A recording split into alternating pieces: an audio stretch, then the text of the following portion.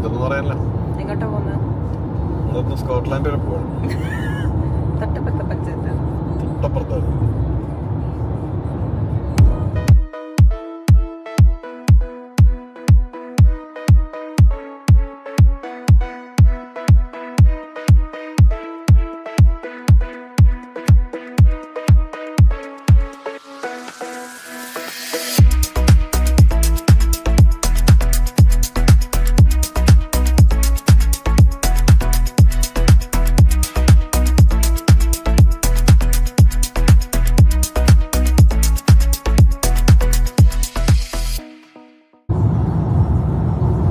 Recording ആണെങ്കിൽ red colour. Okay,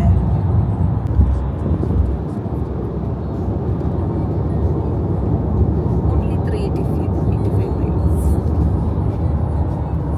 ഇതാണ് ഞങ്ങളുടെ ഡ്രൈവേഴ്സ് ബൾബർക്ക്. എന്തെങ്കിലും പറയാനുണ്ടോ? ഇതൊന്നും പറയാനില്ല. എങ്ങോട്ടാ പോകുന്നത്? നമ്മളൊന്ന് സ്കോട്ട്ലാൻഡ് വരെ പോകണം. തൊട്ടപ്പുറത്തെ പഞ്ചായത്ത്. തൊട്ടപ്പുറത്താണ്. ഒരു 6 മണിക്കൂർ 50 മിനിറ്റ് കൂടി ഉണ്ട്. ഇത്രേ ഉള്ളൂ സ്കോട്ട്ലാൻഡ്. ഇത്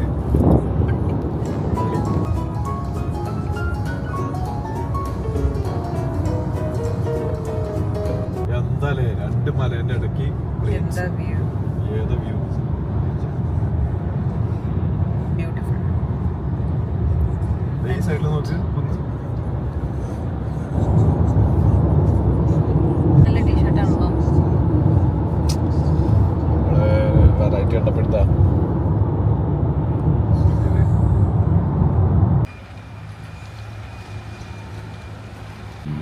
വണ്ടി പാർക്ക് ചെയ്യാൻ അറിയാതെ കിരണും പറഞ്ഞു കൊടുക്കാൻ നിൽക്കണ റീനു. വാവ്, പാർക്ക് ചെയ്ത് തിരിച്ചു വരുന്ന കിരൺ.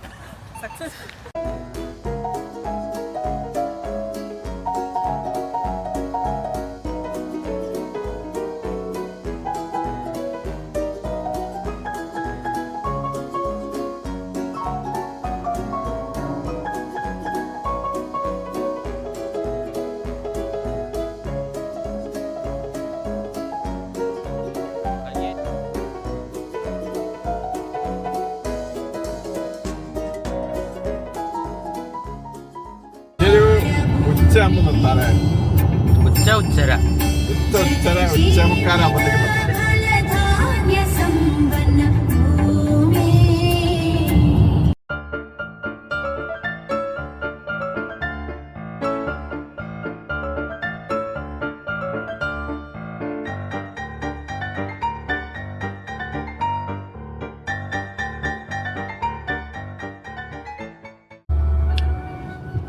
നമ്മളങ്ങനെ ബ്ലോക്കിൽ പെട്ടിരിക്കുകയാണ്.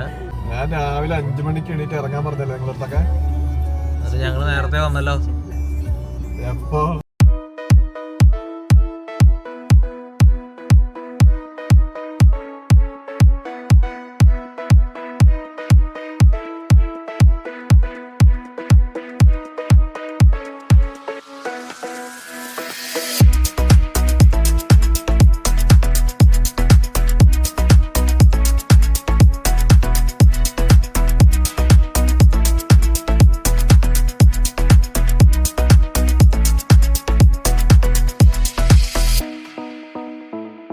അങ്ങനെ ഒരു ലോങ് സ്ട്രെച്ചിനിടയ്ക്ക് 2 ട്രാഫിക് ബ്ലോക്കൊക്കെ കഴിഞ്ഞ് ഇപ്പം ബിരിയാണി ചൂടാക്കാൻ പോയിട്ടുണ്ട്.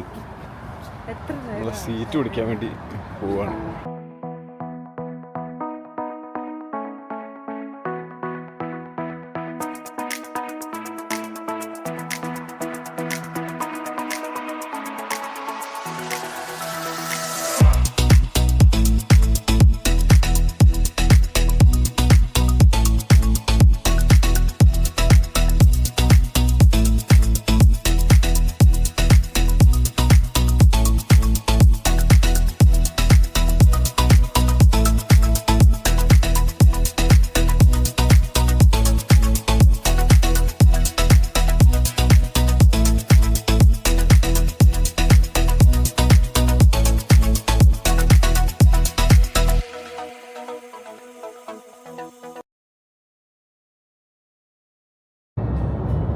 199 miles more to go.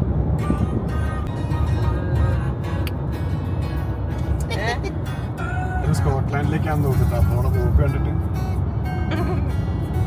അവിടെ സ്ഥലം ഉണ്ടാവുക. എല്ലാരും പല പല പ്ലാൻസിലാണ്. ആ പുള്ളിയുടെ വണ്ടിയിൽ നിന്ന് വേറെന്താ സാധനം ഒരു നാട് വിട്ട് പോകാൻ തോന്നുന്നു. നമ്മൾ എഡിൻബർഗ് പോകുന്ന റൂട്ട് എങ്ങനെയാണെന്ന് ഞാൻ ബ്രീഫായിട്ടൊന്ന് പറഞ്ഞുതരാം. അതായത് നമ്മൾ സറയിൽ വോക്കിംഗ് എന്ന് പറഞ്ഞ സ്ഥലത്തു നിന്നാണ് തുടങ്ങുന്നത്. വോക്കിംഗ് എന്ന് പറയുന്നത് ലണ്ടൻ്റെ ഒരു വെസ്റ്റ് സൈഡിലായിട്ട് വരും. അപ്പം വോക്കിങ്ങിന് നമ്മൾ നേരെ ബർമിംഗം വഴി നേരെ ലിവർപൂൾ ആ സൈഡിൽ കൂടെ പോയിട്ടാണ് നമ്മൾ എഡിൻബർഗിലേക്ക് പോകുന്നത്. അപ്പോൾ നമ്മൾ ഈ പോകുന്ന വഴി നമുക്കൊരു ഡീവിയേഷൻ എടുക്കാണ്ട്, അത് കുറച്ച് കഴിയുമ്പോൾ ഞാൻ കാണിച്ചു തരാം. അതിവിടെ ഒരു സീനിക് റൂട്ട് ടു എഡിൻബർഗ് എന്ന് പറഞ്ഞൊരു റൂട്ടുണ്ട്. അതാണെങ്കിൽ നമുക്ക് ഈ മോട്ടോർ വേയിൽ കൂടെ കണ്ടിന്യൂസ് പോകുന്ന ഒരു മടുപ്പ് അവസാനം ആകുമ്പോഴത്തേക്ക് മാറി കിട്ടുള്ളൂ. അതിൻ്റെ ഇടയ്ക്ക് ലേക്ക് ഡിസ്ട്രിക്റ്റിനിടയിൽ കൂടെ പോകുമ്പോഴൊക്കെ നല്ല സീനിക് റൂട്ടാണ്.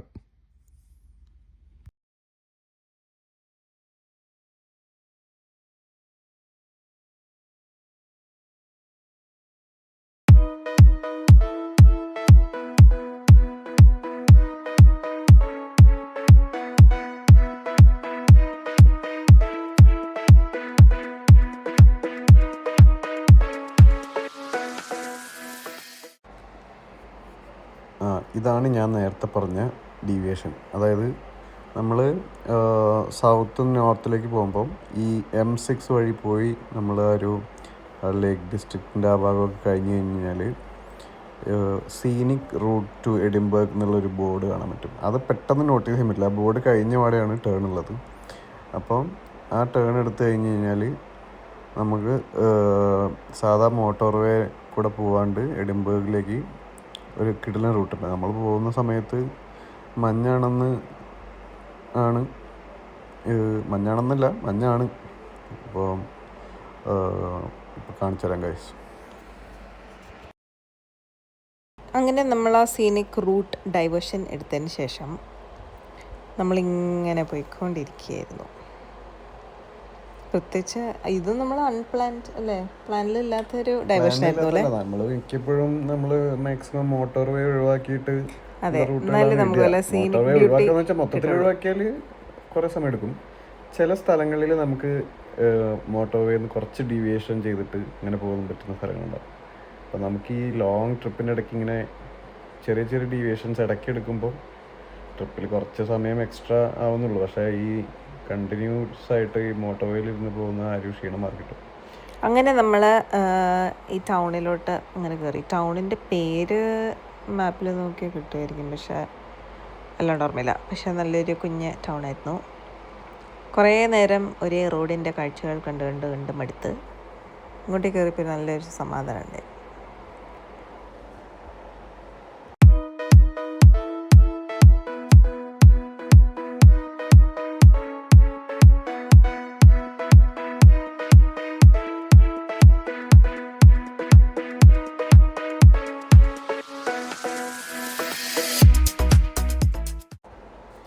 ഈ ക്ലിപ്സ് അല്ലെങ്കിൽ വീഡിയോസ് കാണുമ്പോൾ നിങ്ങൾക്ക് മനസ്സിലാവും നമ്മൾ ഇത്രയും നേരം വന്ന ആ ഒരു വെതറിന്ന് കംപ്ലീറ്റ്ലി ഡിഫറെൻ്റായി തുടങ്ങി.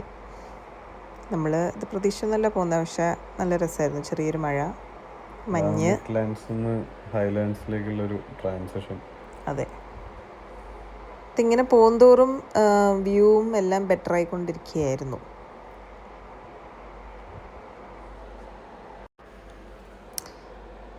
ഇതാണ് ഞങ്ങൾ പറഞ്ഞ വ്യൂ. അങ്ങോട്ടേക്ക് എത്തുന്തോറും ഒന്നും കാണാണ്ടായി തുടങ്ങി. പക്ഷേ നല്ല രസമായിരുന്നു അതിൽ കൂടെ ഇങ്ങനെ പോകാൻ. പിന്നെ വലിയ ട്രാഫിക് ഒന്നും ഇല്ലാത്തതുകൊണ്ട് വലിയ കുഴപ്പമില്ലായിരുന്നു അല്ലേ. ഒരു ഹൈ റേഞ്ചത്തെ ഫീലാണ്. പക്ഷേ മഞ്ഞില്ലായിരുന്നെങ്കിൽ ഞാൻ വിചാരിച്ചു ഇടയ്ക്കൊക്കെ മഞ്ഞൊഴിവാകുന്നു. അറിയായിരുന്നു. പക്ഷേ മഞ്ഞത്ത് കൂടെ പോകുന്ന ഒരു രസമാണ്. പക്ഷെ കെയർഫുൾ ആയിട്ട് ഓടിക്കണം എന്ന് മാത്രം മഞ്ഞത്ത് കൂടെ പോകുമ്പോൾ. അതെ, മഞ്ഞത്തിൽ കൂടെ പോകുമ്പോൾ എപ്പോഴും നാട്ടിലെത്തിയൊരു ഫീലാണ്. നമ്മളവിടെ എപ്പോഴും മിക്ക സമയം മഞ്ഞുള്ളതുകൊണ്ട് മഞ്ഞത്തിൽ കൂടെ പോകുമ്പോൾ ഒരു പ്രത്യേക രസമാണ്. ഈ റോഡിൽ പിന്നെ മറ്റേ സിംഗിൾ ലൈൻ റോഡ് ആയതുകൊണ്ട് വണ്ടികൾ വരുന്നത് സൈഡിലെ വ്യൂ ഒക്കെ ആസ്വദിച്ച് പോകാൻ നേരത്ത് സൂക്ഷിച്ച് വേണം പോകാൻ.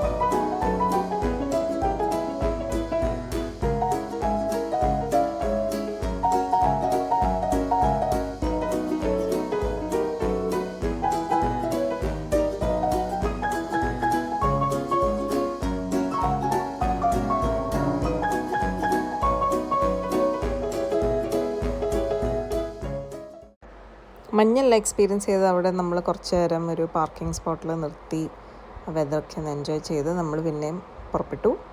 അങ്ങനെ പോയിക്കൊണ്ടിരിക്കുമ്പോഴാണ് നമ്മൾ ഈ ഒരു ടൗണിലെത്തുന്നത്. ഇതൊരു കുറച്ച് വീടുകൾ കണ്ടു ആദ്യം, പിന്നെ അതൊരു ചെറിയൊരു വലിയ ടൗണിലോട്ടെത്തും.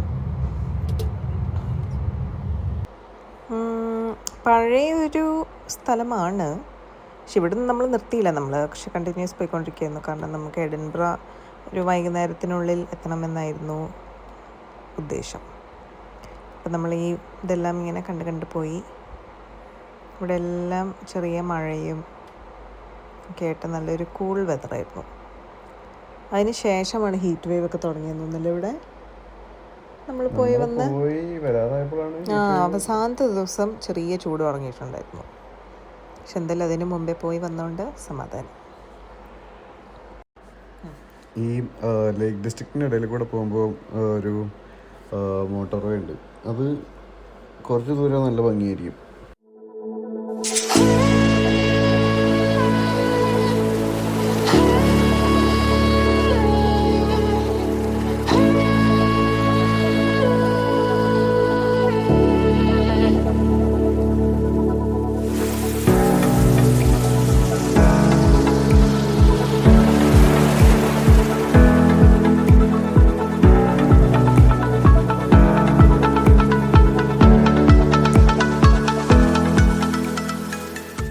അങ്ങനെ നമ്മൾ സിറ്റി ഓഫ് എഡിൻബ്രയിലെത്തി.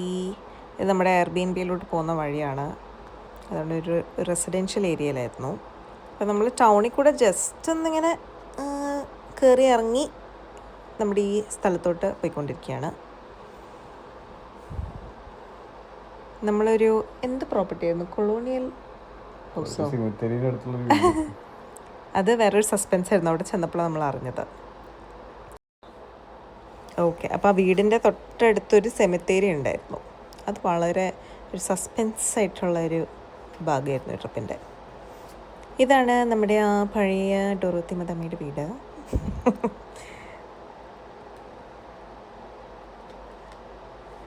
ഗേറ്റുകൾ തുറക്കുന്നു. ഗേറ്റിനൊക്കെ ചെറിയ ഈ ശബ്ദം ഉണ്ടായിരുന്നു തോന്നുന്നു അല്ലേ? സ്പൂക്കി ഫീലിംഗ്, എന്താ പറയുന്നത്, സ്പൂക്കി ഫീലിംഗ് ആയിരുന്നു. കാരണം തൊട്ടടുത്ത സെമിത്തേരിയും